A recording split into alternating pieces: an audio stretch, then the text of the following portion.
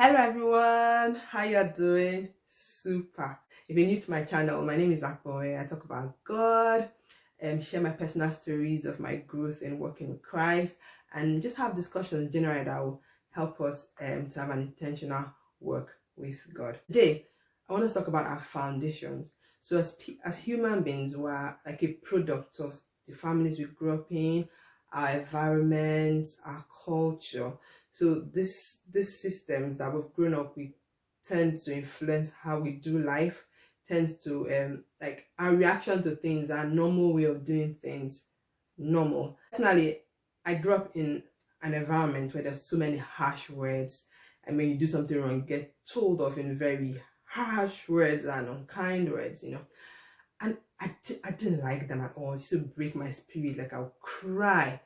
But as much as I hated those words or that kind of reactions, it sadly also became my normal. Now, giving my life to Christ, working with God, that's the beautiful thing about knowing Jesus. He begins to shine his light on those parts that needs to that you need to share, those bad characters and things that you need to give away. And of course, top on the list was my words. React in ways and just say words. I mean, I would justify it. I'm saying the truth. Yeah, I'm saying the truth. So yeah, I want to justify my actions. But when I was like going to have children, like I vowed I will never use insulting words on my children. No way. Phew, easier said than done, isn't it?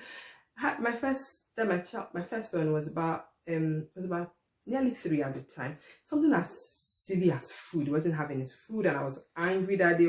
No fault of this child. And then just out of anger, I used an insulting word that I vowed I've never used on my child.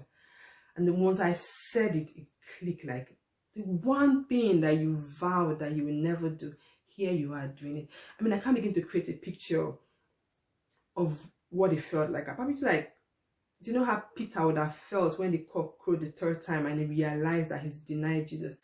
But it was a good thing it happened that day, because then I resolved I was going to be more intentional in attacking this mouth. The first thing to do is pray to God. I pray to God, crying, God, I need your help.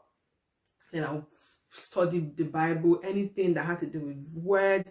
Proverbs 18:21 was like my mantra. I say death and life and the power of the tongue. I would say those words. I go to James where it says the tongue is like a lead fire. Like, God, as small as this my tongue, just like, everything. I listen to messages. Oh, Joyce Meyer was my go-to. She used to have a foul mouth. She says she had a testimony. I listened to her messages. I was working. I'm going to show you something I stumbled upon. It was a journal of when I reading the Bible, and I'm like, wow, I was really working. So I was writing about Genesis chapter 2. So I said, I'm going to read exactly what I wrote here. This chapter teaches us the power of spoken words. In chapter 1, God spoke all of his creation and described everything and it was good as being already done. But in chapter 2, we see God forming man from the dust and breathed life into his nostrils and became a living being. So even before actually seeing the physical manifestation of a thing, project, dream, character, behavior, we can speak. So I've put speak in capital letters into existence. And then I've put the action for me. I'll stop describing my children's behavior when they do something I don't like as stupid. I rather remind them they are good children, but their behavior at that moment wasn't good. And I put, God, please help me. I'm not going to come here and just sit down and say it was easy. It was hard. I mean, I had my first child about 30, 31 then. So that's, imagine 31 years of my life can just be washed away like in a second. It was hard work. There was unlearning. And then there was a relearning of the right words to say. So it was hard. It just like it was in Hebrews 12:11 says, for the time being, no discipline brings joy. It's hard, but seems sad and painful. Yet to those who have been trained by it, afterward it yields the peaceful fruit of righteousness. So that's right standing with God and a lifestyle and attitude that seeks conformity to God's will and purpose. Fast forward now. My son, that same son is 7 now. We're doing like a devotional talking about the power of words. And I was saying to him, just teaching him the right words to say. But he wasn't getting it. Okay, so I was like, just like a child does something and then the parent then says, you're a stupid child, a stupid boy. And he goes, no way, my mommy can say that. I'm like, yes, that's what I'm talking about.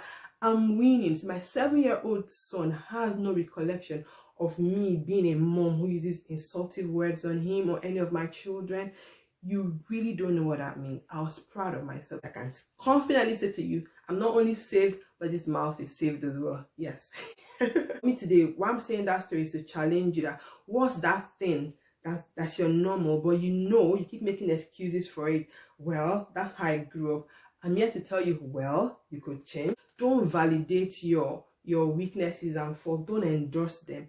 If it's not in alignment with God's word, if it doesn't conform to God's word, I'm sorry to say it's abnormal, it's faulty. So fix it. Let's talk about today. I really hope it's blessed someone. I hope it encourages you to try and fix that thing that you know is not right, but you've been making excuses for. Break the cycle. In a similar situation where you've overcome a certain abnormal number, you can share it in the comment section. I mean, it's a testimony. You could also encourage someone that is struggling in that area as well. Yeah.